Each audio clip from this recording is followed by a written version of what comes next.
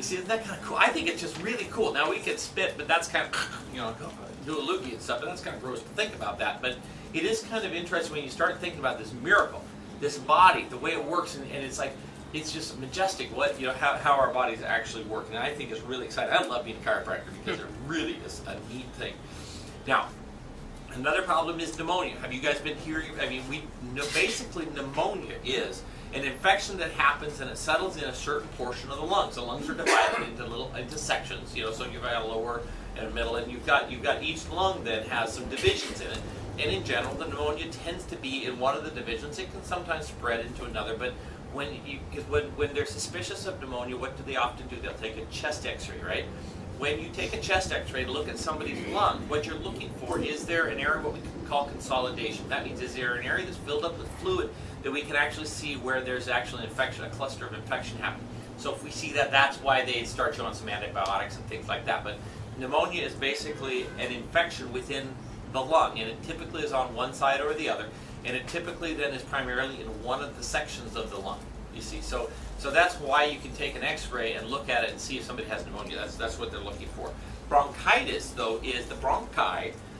If you have the air tube that comes down, you make a major division into two. So the trachea you then divide into two bronchi, and a bronchi on the right and the left go ultimately branch out even further into the lung area. So the bronchi or bronchitis would be an inflammation of the tube that goes delivering the air from kind of the throat into the lungs. That's what the bronchitis is. All right, and so that's and then I guess for me, the doctors are pretty good at this. Sometimes I worry, though. I sometimes think it's really easy to kind of make a guess that you've got bronchitis. I mean, I don't know. I'm not sure how well the diagnosis is of that, but it's a pretty commonly diagnosed problem when people have something wrong with their breathing. Asthma. And here again, we start talking about something that goes more into the lungs themselves and into the passageways, and often it's a problem of the lung getting out, the oxygen getting in and the gases out. It's like you get kind of a stalemate. It doesn't go in or out, sort of a thing. And it really is quite crazy. Now, how many times do you breathe in a minute? Quite a bit.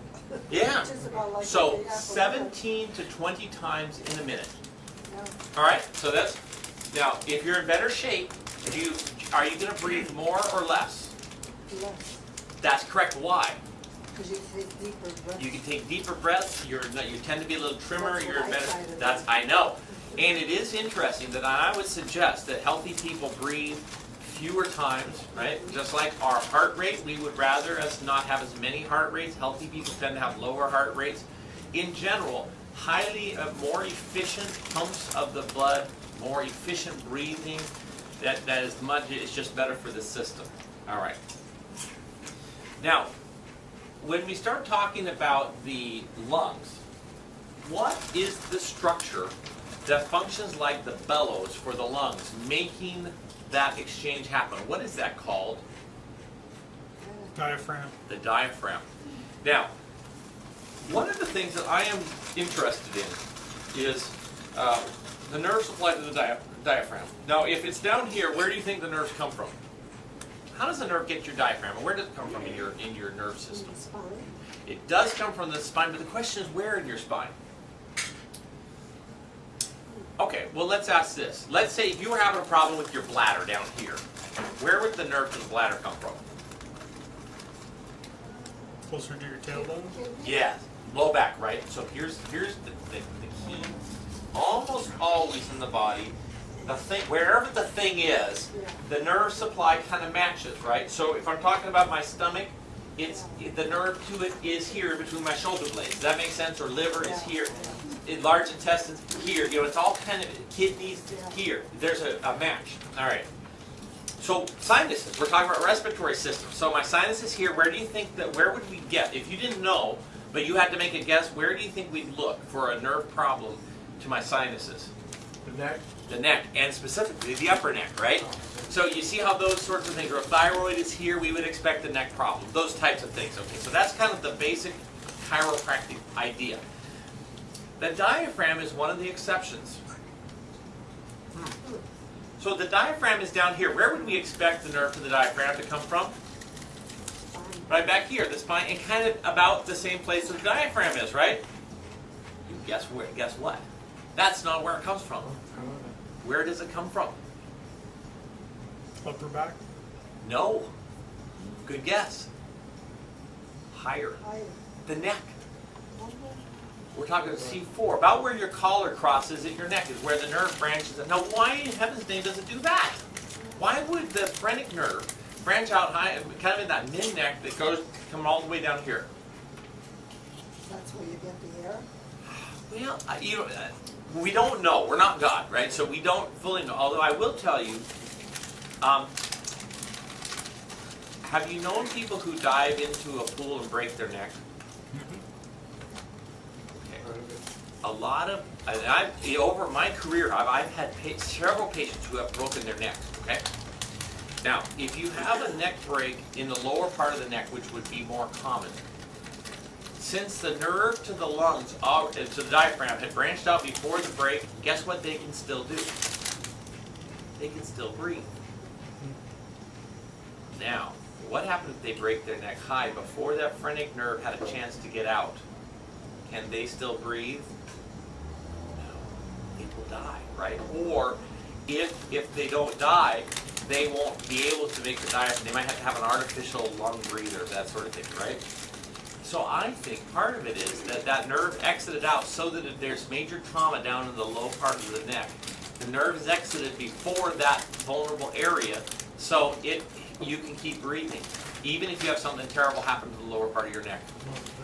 So it's kind of a blessing in one sense, but it's one of those things that makes us scratch our head just a little bit. And maybe in heaven we'll say, okay, God, what were you thinking? You know, and it's one of those things that I love being a chiropractor, but it is important because I'm in a neurology program right now, and it's almost 3 years postgraduate work here. So one of the things that my instructor talks about there is the necessity to get the patients breathing better.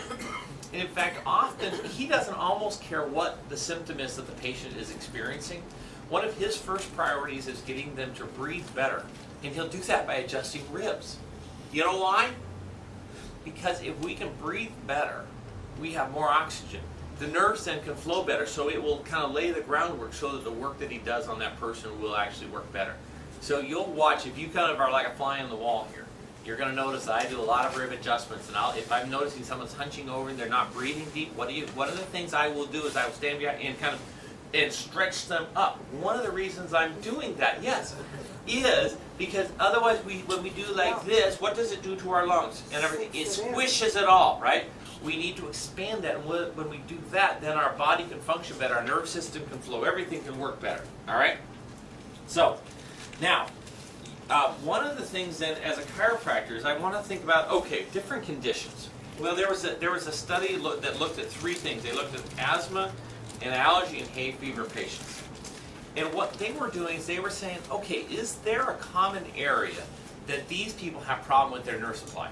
And it is kind of interesting because we look at things, let's take asthma for instance. They looked at almost 3,000 patients, and they clumped these 3, asthma, allergy, and hay fever. And what they found was the asthma patients were different in terms of where their subluxations were than the allergy and hay fever patients, all right? So the asthma, where they found most of the problems in these asthma cases, where do you think they found them? So asthma is kind of in this area, right? Yeah. So where would we look? Upper Upper back. That's exactly right. All right. So the top vertebrae, so T2, T3, and T4. And all the bones in your back are numbered. So that there are 7 neck bones. The top one is C1, then down 2, 3, 4, 5 to C7. Then it starts at the bump here, T1, which is thoracic 1, and then 2, 3, 4, 5, and on down to T12, which is down low here. All right. So what they did is they found malfunction of the circulation of the blood to the lungs, too much mucus secretion in the lungs, and spasm of the muscles of the air passage into the lungs, commonly called bronchial asthma.